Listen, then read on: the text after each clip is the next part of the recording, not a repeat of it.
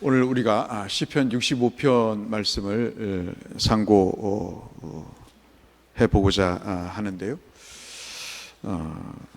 참 짧은 인생 가운데 우리가 기억에 남고 그래도 그 인생에서 참 기뻤던 때는 감사할 수 있었던 때가 아닌가 싶은 생각이 듭니다. 이 안개 같고 그리고 참으로 입김 같은 그런 인생 속에서 우리가 삶을 살면서 감사로 우리가 삶을 채워갈 수 있다면 얼마나 좋을까, 그런 생각을 가져봅니다. 근데 이제 타락한 인간에게 있어서 사탄은 항상 우리의 눈을 어디에 두게 하냐면 결핍에 두게 합니다. 남은 이만큼 가졌는데 나는 이만큼 갖지 못했다 하는 것에 대한 지난번에도 말씀드린 상대적인 박탈감, 마치 저 사람이 내 것을 빼앗아 간 듯한 그런 불평과 불만이 있을 수가 있습니다.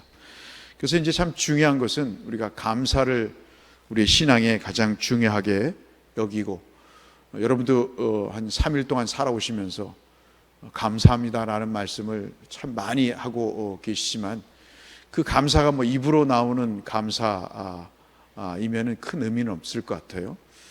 감사가 어떻게 나올까? 그것은 아마도 우리의 마음이 닿는 곳에, 우리의 시선이 닿는 곳에 감사가 있지 않을까 싶은 생각이 듭니다. 그러니까 사탄은 항상 우리의 마음과 시선을 남이 가진 것에 두게 하고, 그리고 또 내가 그만큼 못 가진 것에 대해서 마음을 쓰게 해서 감사를 빼앗아 가게 되지만, 우리의 시선이 결핍이 아닌 주신 것에 대한 것을 우리가 놓고 볼 때 감사는 분명히 마음 속에서 우러나오는 것이 아닌가 싶습니다. 아무리 열악한 상황 속에서도 감사하는 사람이 있고, 또 풍성하게 물질과 또는 재능과 은혜를 주셨는데도 그렇지 못한 사람들이 있는 것을 보면 이것은 상당히 절대적인 것이 아니고 상대적인 것이다, 이렇게 사람마다 차이가 있을 것이다, 이렇게 생각이 되죠. 오늘 시는 여러분 아시는 대로 다윗이 쓴 시처럼 이제 이렇게 이야기를 하고 있습니다. 다윗이란 사람은 왕으로 살긴 살았지만 아시다시피 굉장히 복잡한 인생을 살아갑니다.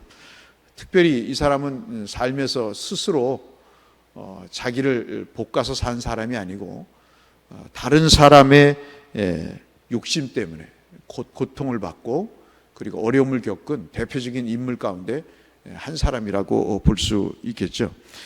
이 다윗이 오늘 시편 165편의 말씀을 통해서, 시편 65편을 말씀을 통해서 우리에게 어떻게 감사에 관한 말씀을 하시는가를 설명을 하고 있는데, 그 말씀 우리가 잠시 살펴보고 말씀을 정리하고자 합니다.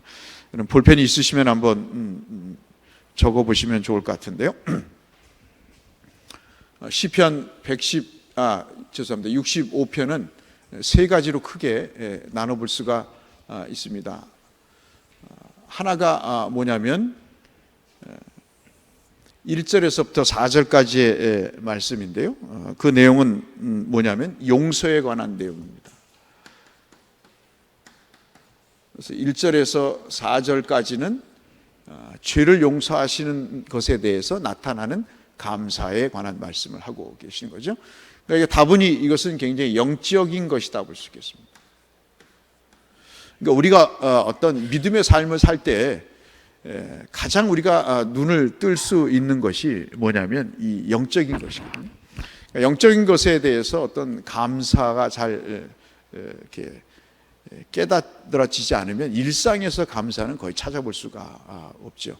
그래서 우리가 좀 힘들어도 어려워도 부족해도 우리가 연약해도 하나님께서 내게 주신 것에 대한 그런 은혜를 영적으로 깨닫게 되면 감사할 수밖에 없는 그런 상황인 거죠. 그 다음에 이제 두 번째가 우리가 살펴볼 수 있는 내용이, 다른 내용도 있겠습니다만은 구원이라고 하는 내용입니다. 다윗이 우리에게 주셨던 가장 중요한 감사의 어떤 기초, 우리의 감사가 어디서부터 나오는가 할 때 5절에서부터 8절까지 말씀을 보시면 구원에 관한 내용이 들어있습니다. 이것도 여러분 아신 대로 영적인 것이라고 볼 수 있겠습니다. 그래서 용서를 통한 구원을 말씀을 하세요. 그래서 이 용서라고 하는 첫 번째 이 덕목은 구원이라고 하는 것으로 결과가 돼서 감사를 하게 되죠. 그 다음에 이제 세 번째가 마지막으로 우리가 살펴볼 수 있는 내용이 이 인생을 복되게 하시는, 풍성하게 하시는 이 풍년에 관한 내용을 말씀을 하십니다. 그래서 이게 9절에서부터 13절까지의 말씀인데요. 이것을 우리가 굳이 얘기하자면 육적인 것이라고 이렇게 볼 수 있겠습니다. 그래서 사도 다윗의 이야기는 세 가지로 오늘 본문을 통해서 말씀을 하십니다. 용서하시는 하나님, 그리고 우리를 구원하시는 하나님, 그리고 우리에게 인생에 필요한 것을 제공하시는 하나님. 그 하나님의 풍성한 은혜 때문에 자신이 감사하다는 이야기를 하고 있는 것을 볼 수 있습니다. 이런 일련의 인생의 감사에 대한 기초도 우리의 것이 될 수 있고, 또 우리가 지금까지 살아오신 그런 상황이라고도 볼 수가 있겠습니다. 먼저 1절에서 4절 말씀을 한번 잠깐 보시면요, 1절이 좀 중요한데요. 1절은 어떤 내용이냐면 사람이 하나님께 드려야 할 것이 있다 하는 내용을 하고 있습니다. 사람이 하나님께 드려야 할 것이 뭔가, 그를 이야기하고 있습니다. 여러분 한번 1절을 한번 비춰주실까요? 1절을 보시면 사람이 하나님께 드려야 될 것이 뭔가, 약 한 세 가지로 이야기를 합니다. 하나가 여러분 한번 보십시오. 보시면 하나님이여 찬송이 시온에서 주를 기다리오며 사람이 서원을 주께 어떻게 하죠? 행하리이다. 그래요. 중요한 단어가 시온이라는 단어고, 또 하나가 이제 서원이라는 그런 건데요. 그래서 이것을 행한다 하는 것입니다. 그 행함을 어디서 행하냐면 시온에서, 예루살렘에서 행한다 그런 말인데, 결국 무엇을 행하느냐? 주님 앞에 약속한 서원을 행한다. 그것이 어디냐면 예루살렘, 하나님이 계신 시온이다. 그렇게 이야기를 하고 있습니다. 이것은 이제 여러 사람들이 이야기를 할 때 한 세 가지로 하나님 앞에 드릴 것을 이야기를 한다고 이야기합니다. 다른 구절과 비교해서 한번 보시면 하나가 뭐냐면 침묵입니다. 침묵. 이게 뭐 하나님께 드릴 건가 생각이 되실 수 있겠지만, 이제 쭉 스토리를 한번 이렇게 보시면 이해가 되실 거라 생각이 됩니다. 침묵은 말을 안 하는 거죠. 침묵을 말을 안 한다는 것은 기가 막혀서 말을 안 하는 게 아니고, 어떤 의미에서 보면 확신을 갖는 거예요. 더 이상의 의심이 없는 겁니다. 예를 들어서 내가 하나님 앞에 드리고 내가 아무 소리 안 한다는 것은 어떤 의미가 있냐면, 하나님께서 그것을 받으시고 그것을 기뻐하시고 그것을 통해서 내게 복을 주신다고 하시는 사실에 대한 그 믿음에 대한 뭐죠? 확신을 갖고 있는 것이죠. 그렇기 때문에 사람이 하나님 앞에 서원을 하고 그가 행할 수 있는, 하나님 앞에 표현할 수 있는, 하나님께 드릴 수 있는 가장 적절한 행위는 침묵이다 하는 것이죠. 기다림이죠. 고대하는 겁니다. 언제 이루어질까 바라는 것이죠. 의심하지 않는 것입니다. 그 다음에 이제 우리가 두 번째가 찬양입니다. 오늘도 1절에도 나와 있듯이 우리가 하나님 앞에 드릴 수 있는 게 이 찬양인 것입니다. 역시 이 찬양도 여러분과 제가 경험하셨고 다 아시다시피, 하나님께서 우리의 모든 것을 이루어 주신다는 확신이 없는 사람이 어찌 찬양할 수 있겠어요? 그것은 불가능한 일이죠. 찬양할 수 있다는 것은 거기에 대한, 앞서 말씀 침묵에도 우리가 살펴본 대로 확신과 믿음이 있는 것이고요. 그리고 절망이 아닌 소망이 있기 때문에 우리가 찬양할 수 있는 것이죠.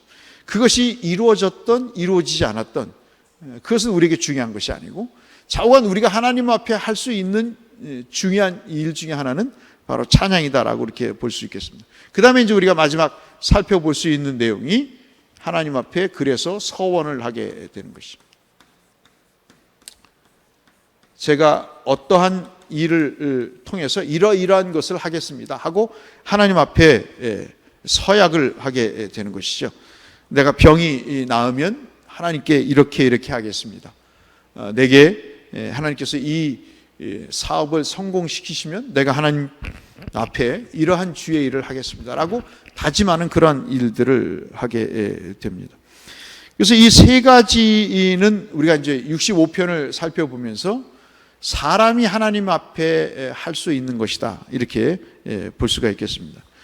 그러면 이제 2절 3절에서는 반대로 어떤 것이 있을까요?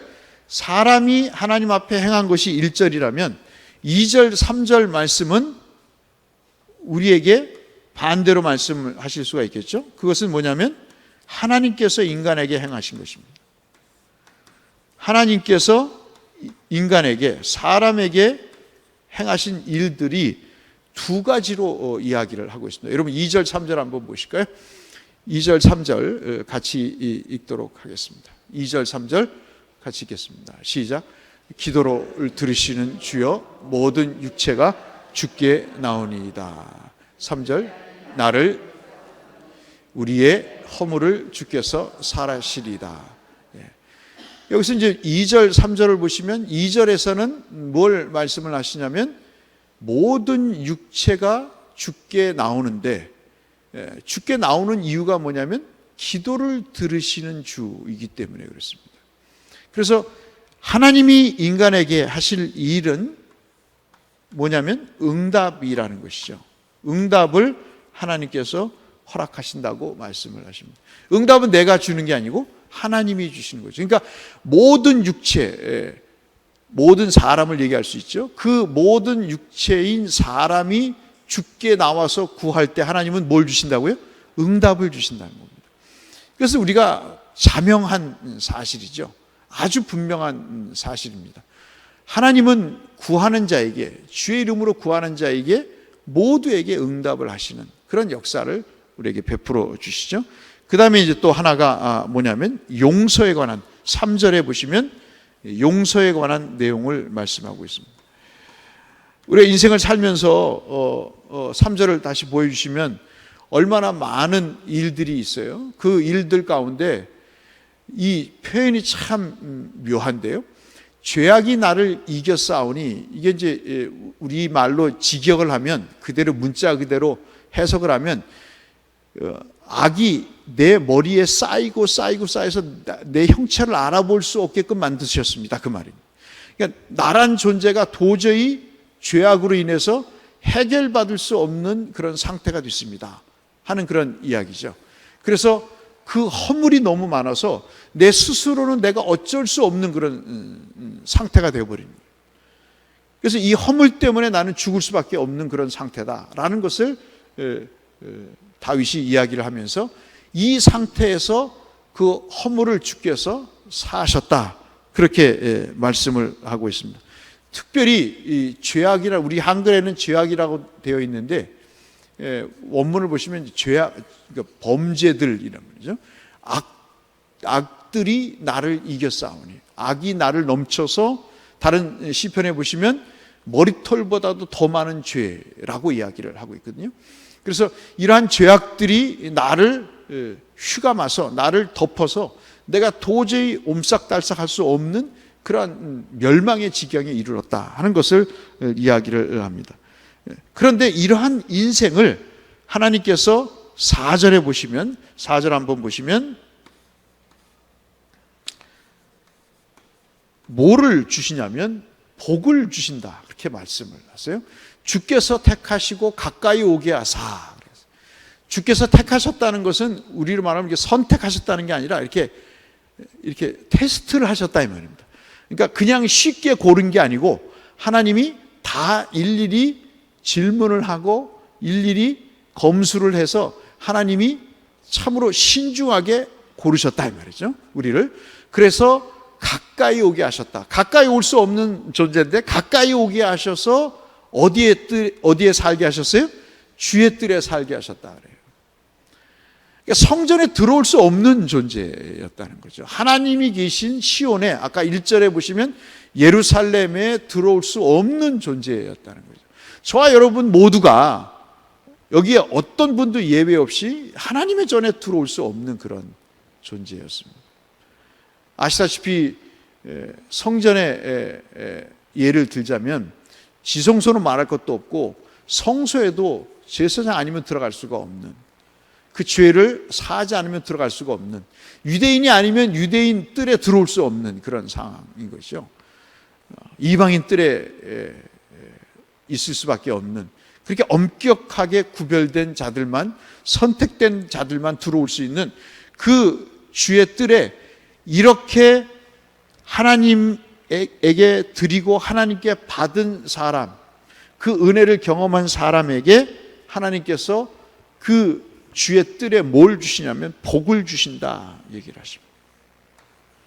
참 이게 이제 이 첫 번째 단락의 가장 중요한 내용이라고 볼 수 있겠습니다. 이 다윗이 자기 인생을 쭉 돌아보니까요, 그런 결론에 이르게 된 것입니다. 누구든지 이 죄인된 인간을 성전에 들어오게 하시고 그 성전에 들어온 자들을 허락하셔서 성전뜰 안에 거함으로 복을 받는 존재로 만드셨다 하는 것이 이 사람이 첫 번째 감사할 수 있는 그런 조건이라고 볼 수 있겠습니다. 저는 불신앙의 가정에서 목사가 된 케이스라서 더 아주 절실하게 느끼게 되는 것입니다. 이 주의 전에 들어올 수 있다는 것, 예배당에 들어올 수 있다는 것이 얼마나 참 복된 일인가를 우리가 예수를 깊이 믿게 되면 생각을 하게 되는 것이죠. 재앙을 경험할 때도, 그리고 또 용서를 우리가 경험할 때도, 그리고 하나님 앞에 찬양하고 하나님 앞에 감사할 수 있는 그런 때도 다 이 성전에서 이루어지는 일들임을 우리가 생각할 때 주의 뜰이라고 하는 것이 얼마나 소중한가. 그래서 우리가 복을 받으려면 어디에 와야 돼요? 주의 뜰에 와야 된다. 성전에 와야 된다는 것입니다. 성전은 예배당은 아닙니다. 제가 말씀드린 것은 이 예배당만을 말씀을 드리는 게 아니죠. 우리의 몸도 성전인 것이죠. 그 우리의 몸에 뭐가 있습니까? 내가 하나님 앞에 드려야 될 신뢰의 침묵, 하나님이 하실 것입니다. 하나님은 반드시 하실 것입니다.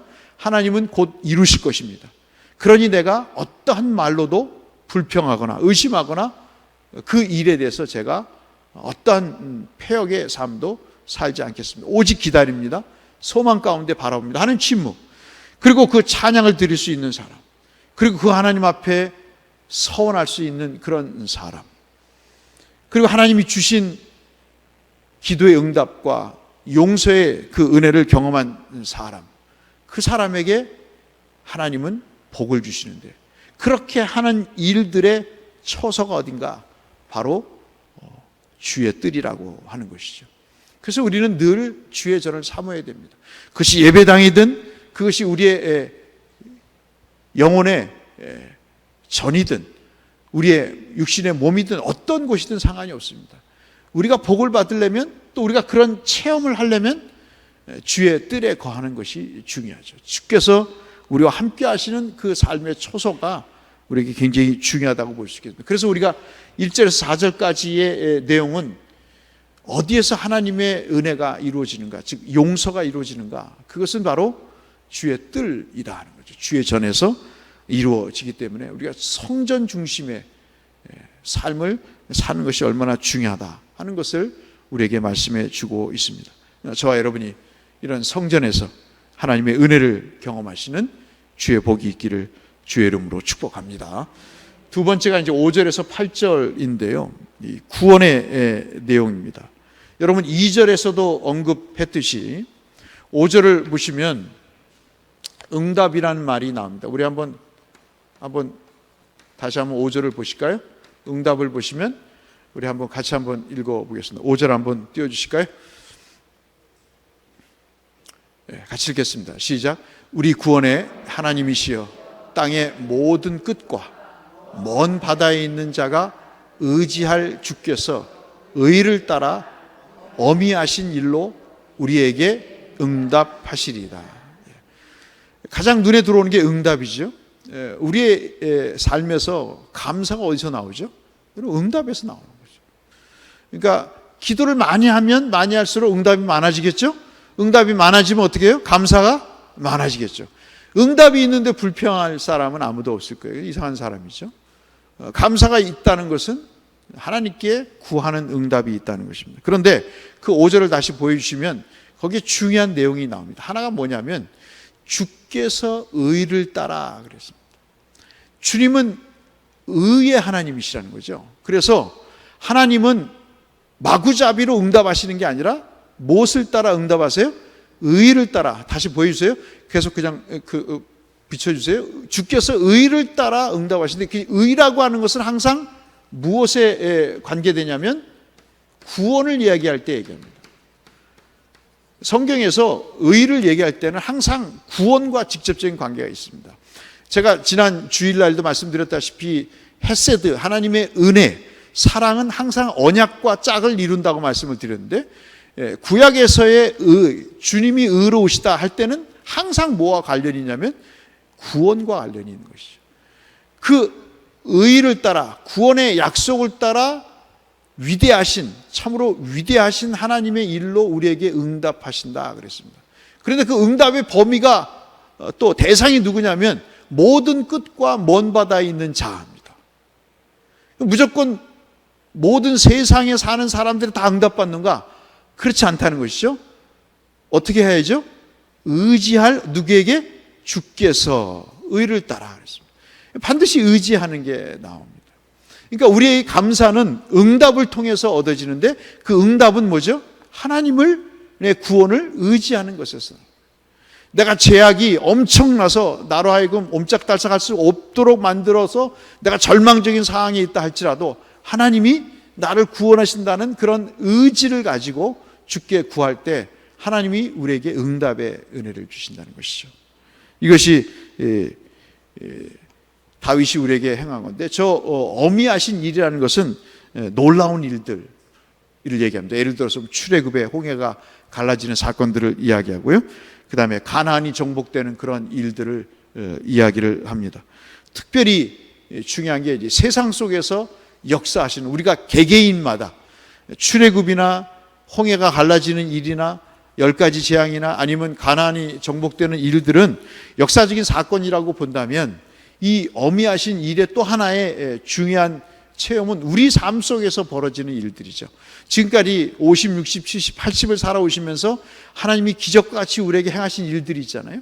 자녀를 통해서든 아니면 우리의 사업을 통해서든 우리의 모든 건강의 문제를 통해서든 하나님이 우리에게 주신 기적과 같은 은혜들이 있다고요. 어려울 때 참 힘들었을 때 하나님이 그 극적으로 그 고비를 넘기게 하신 제 인생에도 몇 가지가 있거든요. 그러한 일들을 우리가 기억할 때 하나님의 응답을 우리가 생각하지 않을 수가 없는 것이죠. 그래서 이런 하나님의 의를 따라 놀라운 일들을 의롭고 놀라운 일들을 구원의 역사를 베푸시는 것, 그것이 이제 5절에서 이야기를 하고 있는 내용입니다. 그 다음 이제 6절을 보시면 6절은 뭐냐면 하나님의 창조를 이야기를 합니다. 참 범위가 자기의 개인적인 어떤 사생활에서 이제 시선을 넘어서서 제가 지금 65편을 여러분에게 이렇게 자세히 말씀을 드리는 것은 아까 말씀드렸다시피 우리가 감사가 있는 곳에는 우리의 마음이 있습니다. 우리의 시선이 머물러 있거든요. 그런데 우리가 뭐를 보면 불평이 있다고요?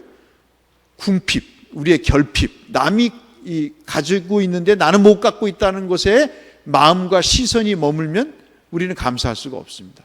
그런데 지금 다윗은 역사적인 사건이든 아니면 개인적인 어떤 경험이든 아니면 이 우주 만물을 만든 그 자연을 보든 그가 시선이 머무는 곳에 하나님의 은혜를 발견하고 그 일에 대해서 감사를 연발하고 있다는 것이죠. 그래서 6절의 말씀은 6절 다시 보여주시면 6절의 말씀은 이렇게 이야기하고 있습니다. 우리 같이 한번 또 읽어보실까요? 같이 읽겠습니다. 시작. 주는 주의 힘으로 산을 세우시며 권능으로 띠를 띠시며. 시적인 표현이죠. 산이 하나의 이스라엘 사람들은 세상의 기둥과 같다 생각을 했었어요. 그래서 산을 세우신다는 것은 세상을 세우신다는 건데, 즉 힘과 권력을 세우신다. 산이 하나의 어떤 힘, 권세, 큰 거대한 능력, 이것을 우리가 이야기할 수 있는데, 권능으로 띠를 띄우셨다 하는 것은 하나님이 그것을 일렬로 쭉 세우셔서 하나님이 그것을 다스리시고 통치하신 것을 이야기를 합니다. 이것은 한마디로 말씀드리면 하나님이 천지를 창조하신 사역을 이야기하는 거죠. 그러니까 인간의 어떤 왕도, 어떤 권력자도 할 수 없는 일들이라는 거죠. 이것은 누구만이 하실 수 있다면 하나님만이 하실 수 있다는 것이죠. 그러니까 직접적으로 예를 들어서 대곳에 있는 산이 나와는 직접적인 관련이 없다 할지라도 그 산을 보면서 어떻게 해요? 하나님께서 만드신 창조의 사역을 우리가 생각하고, 강원도에 놀러 갔을 때 그 설악산을 보면서 하나님께서 만드신 창조의 사역을 보면서 우리가 그 산을 통해서 그 큰 권능의 역사를 이루신, 구원의 역사를 이루신 하나님을 발견하고 감사할 수 있게 된다 하는 것이죠. 그 다음에 이제 7절 말씀은 우리에게 하나님의 놀라운 일들입니다. 하신 일들입니다. 이것은 개인의 문제일 수도 있고, 그 다음에 전체의 나라의 일들일 수도 있는데, 좌우간 여러 가지 이야기를 합니다. 특별히 역사 속에서 하신 일들입니다. 이제는 하나님이 만드신 자연에서 또 눈을 돌려서 하나님께서 자기와 그리고 자기 나라, 다윗으로 얘기하자면 우리로 말하면 가정사, 우리의 지금까지 살아온 인생사에 역사하신 것들에 대해서 생각을 하는 것이죠. 그 가정에 가장 중요한 게 뭐냐면, 이 자연 만물에 있어서 어떤 우리가 거스릴 수 없는 중력을 거스릴 수 없는 거죠. 우리가 붕 떠 있을 수 없고 중력 때문에 땅에 지금 붙어 있는 것처럼, 이런 자연의 섭리, 파도를 잠잠케 한다거나 어떤 바다를 갈라 놓는다거나, 이러한 역사 속에 위대한 일을 하신 그 일들을 통해서 얻어진 구원을 생각할 때 그가 감사하게 된다는 이야기를 하고 있습니다. 예를 들어서 풍랑을 잠잠케 하시는 하나님, 이런 것들은, 그 다음에 이방의 침략을, 강한 능력을 갖고 있는 그런 나라들이 이스라엘을 침공해 왔을 때, 아말렉 같은 족속들이 침공해 왔을 때 그것을 이기게 하시는 그 하나님의 능력의 하나님을 그가 기억하면서 이 역사 속에서 일하시는 그 하나님을 통해서 얻어진 구원을 볼 때 내가 감사하지 않을 수 없다는 거예요. 우리도 그렇잖아요. 우리가 감당할 수 없는 일들이 얼마나 많습니까? 우리가 우리의 힘으로 헤쳐나갈 수 없는 일들을 너희는 가만히 있어서 내가 너희 하나님 됨을 알지어다 하시면서 하나님이 우리의 인생을 직접 개입하셔서 이끌어 주시는 것들을 보잖아요. 육체가 연약할 때도 하나님이 고쳐주시는 일을 통해서 그 일을 우리가 경험하게 되면서 그 하나님을 우리가 감사할 수 있게 된다는 것입니다. 그 다음에 이제 8절 말씀은 이러한 일들을 하신 일에 대한 반응입니다. 반응. 여러분 TV를 보셔도 요즘 리액션 하잖아요. 반응이 좋아야 된다 그렇게 얘기를 하는데, 8절 말씀은 하나님이 놀라운 일들을 행하신 것에 대해서 사람들이 반응을 하는 것입니다. 우리가 참 신앙생활에 있어 이게 중요하거든요. 여러분 감사도 보면요 반응이에요. 권사님들 한번 생각해 보세요. 장로님들 생각해 보세요. 자녀들에게 뭐를 줬어요. 그런데 아무런 반응이 없어. 네? 이게 좋다는 얘기인지 싫다는 얘기인지 그렇잖아요. 근데 이영희 권사님 어떠세요? 수잔나에게 뭐를 줬는데 엄마 감사해요 하는 것과, 입을 꾹 다물고 이것밖에 안 주나 라고 하는 것과 어느 게 좋겠어요? 감사가 좋겠죠. 반응을 보이는 게 참 좋단 말씀. 이 감사라고 반응이라고 하는 것은요, 이 어떤 깨달음이거든요. 그러니까 사람은요 영물이기 때문에 내가 은혜가 없으면 반응할 수가 없어요. 그래서 박수를 친다 할지 찬송을 크게 한다 할지 그런 일들이 안 되는 것은 뭐냐면 내 속에 그런 반응이 없는 거예요. 내가 그렇게 깨달음이 없는 거거든요. 내가 박수 칠 이유가 없는 거예요. 내가 다윗처럼 춤을 출 이유가 없거든요. 왜? 지금까지 내가 살아온 건 내 능력으로 살았지 무슨 하나님의 능력으로 살았나? 내가 지금까지 자식을 키운 것은 내가 뼈 빠지게 고생해서 키운 거지 무슨 하나님이 키우셨나? 우리 고전사님으로 얘기하면 내가 열심히 공부해서 합격한 것은 내가 똑똑해서 된 거지만 하나님이 하신 건가? 예를 들자면 그럴 때는 반응이 없는 거예요.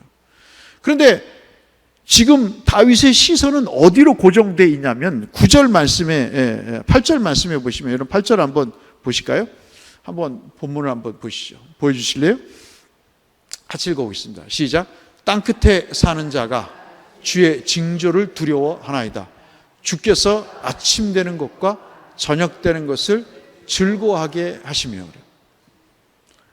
여러분 아침, 어떤 분은 그래요. 아침이 시작되는 걸 싫어해요. 몸이 약하십니다. 또 아침인가? 이 하루를 어떻게 고통 가운데 살까? 경제적인 어려움이 있을 때 가게 문을 열었는데 또 어떻게 이 하루를 지낼까 말이죠. 오늘 손님이 몇 명이 올까? 우리 생돈하우스 이광주 성도님 하루에 세 분이 왔대요. 세 분. 식사하러 세 분이 왔대요. 가게세가 엄청난데 하루에 3그릇 팔아서 어떻게 가게세를 되겠어요? 피를 말리는 거죠. 아침에 눈을 뜨는 게 싫은 거예요. 아침이 오는 것이 기쁘지가 않아요. 그런데 8절 말씀을 보시면 이게 좀 달라요. 사람을 보니까 사람들이 좀 달라요. 8절 다시 보여주실래요? 땅끝에 사는 자가, 그러니까 전 세계 모든 사람을 얘기하는, 사는 자가 주의 뭐를 보죠? 징조를 보는 거예요. 아까 징조는 뭐냐면 하나님의 어미하신 일, 놀라운 일들, 역사 속에 보이신 일, 개인이든 단체든 아니면 공동체든 하나님이 하신 일, 그 일들을 보고 사람이 시건방지지 않은 거예요. 굉장히 하나님을 두려워하는 거예요. 여러분 라합이 그랬잖아요. 그 하나님의 소문을 들었을 때 뭐가 녹아요? 속에 간장이 녹는다 그래요. 간장이. 그러니까 하나님을 만난 사람은 까불 수가 없는 거예요. 하나님이 어떤 존재라고 안다면요 함부로 말할 수가 없는 거죠.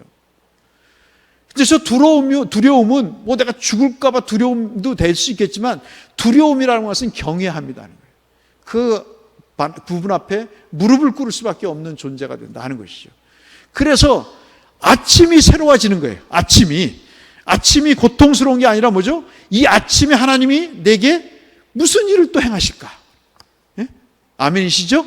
어떤 일을 행하실까? 내 연약한 육체지만, 내가 부족한 경제적인 상황이지만, 내가 정말 손님이 이렇게 오지 않는 어려움을 겪고 있지만 하나님이 이 아침에 또 내게 무엇을 하실까 말이에요.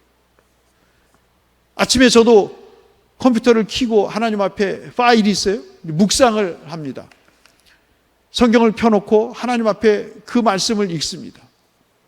여러분 한번 컴퓨터를 하실 수 있는 분들은 그렇게, 우리 교육자들 제가 늘 권면을 하는데요. 창세기부터 요한계시록이 있잖아요. 그러니까 그 장마다 있지 않습니까? 장마다. 어떤 설교를 들으면요, 컴퓨터에다 이렇게 쳐놓으세요. 창세기 5장을 읽었는데 이런 은혜가 있다 그러면 5장 해놓고 그 밑에다가 이런 은혜를 받았다고 쳐놓으세요. 그게 쌓이면요 엄청난 양이 돼요. 그러니까 제가 여러분에게 설교를 하는 것도 하나님의 묵상을 해서 함께 나누는 것도 있지만 이미 설교가들이 하신 내용들을 정리한 것도 있습니다. 왜냐하면 각자에게 주시는 은혜가 다 다르거든요. 제가 받는 은혜가 있고 성도님들이 받으시는 은혜가 다 다르거든요. 그러니까 성도님들의 신방을 할 때도 그것을 메모를 합니다. 메모를 해서 그 본문에다 적어놓죠. 아, 이 말씀을 전했는데 성도님들이 이렇게 반응을 보이셨구나. 이것을 내가 설교에 참고를 해야 되겠다 하는 그런 성도님들에게를 통해서 주시는 은혜들을 적어놓거든요. 아침을 시작할 때 그렇게 시작을 합니다. 그래서 그 은혜들을 함께 정리하면서 하나님이 내게 어떻게 은혜를 주시는가를 하루를 시작하게 되죠. 그러니까 이 하나님을 경험하는 하고 거기에 대한 반응을 보이는 사람들은 아침이 새로워지고 저녁까지 하나님 주신 은혜들이 어떤 것인가를 기대하게 되고 소망하면서 그 아침과 저녁의 삶에 감사를 가지고 살게 되는 것이죠. 이 은혜가 있기를 주의 이름으로 축복합니다. 그것이 온종일이다. 그렇게 얘기해요. 해가 뜨고 지는, 해가 동쪽에서 떠서 서쪽으로 진다고 할 때 그것은 온 세상을 얘기하겠죠. 해 뜨고 지는 것이라면 시간적으로 온종일이고 그리고 지역적으로 얘기하면 동쪽에서 서쪽에 온 세상을 이야기하겠죠. 마지막 9절부터 13절은요. 풍년인데요. 이것은 돌보심이다. 제가 히브리 말을 써서 죄송하지만 이건 꼭 기억하세요. 어떤 내용이냐면요. 파카드라는 단어입니다. 이 파카드라는 단어는 윗사람이 아랫사람을 감시할 때 쓰는 단어예요. 잘하고 있나 못하고 있나를 보는 거예요. 상사가 부하 직원에게 잘하고 있느냐 못하고 있느냐를 이렇게 점검할 때 쓰는 게 돌보다, 돌아보다 그런 말입니다. 여러분 지난번 룻기에서 말씀을 드렸죠? 백성들을 돌아보사 하나님이 베들레헴에 뭘 주셨어요? 양식을 주셨다 이렇게 말씀을 드렸는데 또 하나의 의미가 뭐냐면 어려움이 있나 없나를 이렇게 보살피기 위해서 살피는 겁니다. 부모가 자녀에게 무엇이 부족한가 김치도 해주시고 용돈도 해주실 때 쓰는 말이 바로 이 파카드라는 뜻입니다. 또 하나가 뭐냐면 주의 깊게 살피는 것입니다. 아픈 데가 없는지 또 모자란 곳이 없는지 보수해야 될 곳이 없는지 애정을 가지고 깊이 살피는 것을 우리가 돌보다 그러면 파카드라는 뜻입니다. 오늘 본문의 9절의 말씀은 바로 그것을 이야기를 하고 있습니다. 9절은 땅에 비를 내리게 하신다.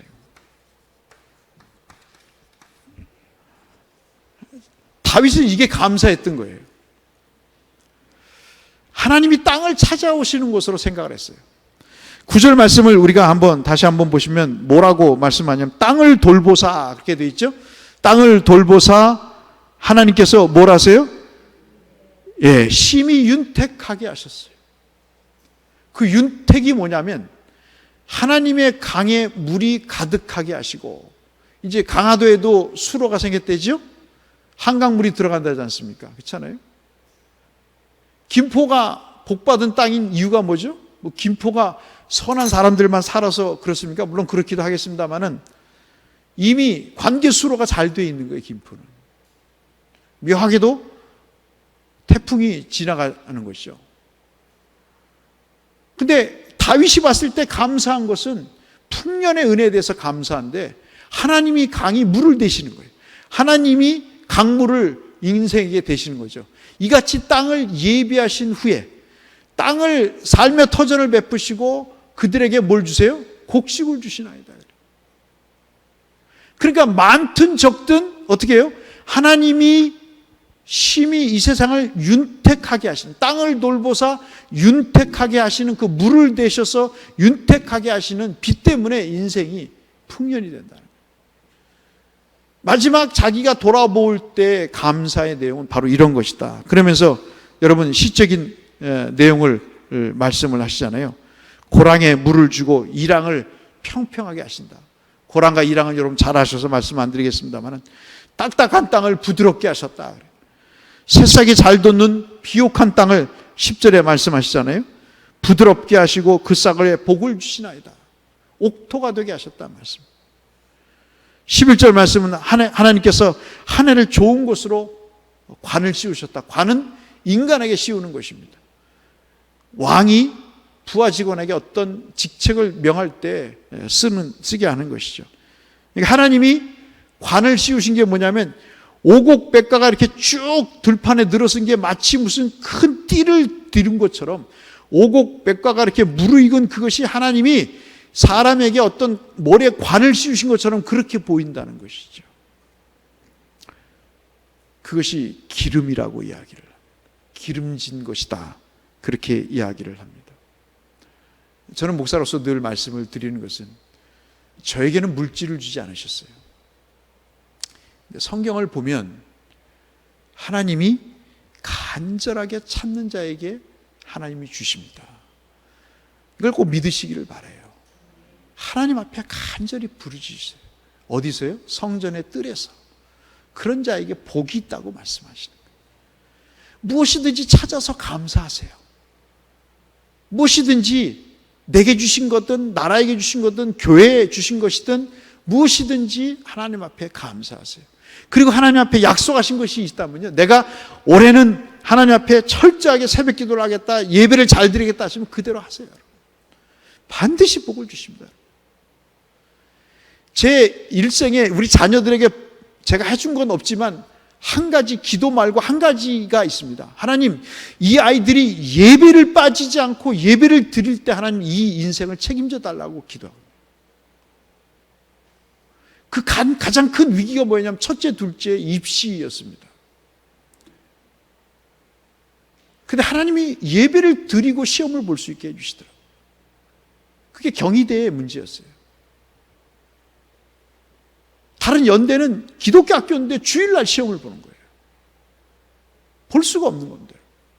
봐서도 안 된다고. 그 싸움이 얼마나 큰지요. 헤아릴 수가 없습니다. 여러분 같으면 어떠세요? 한 번 예배 안 드리는 거잖아요. 한 번 예배.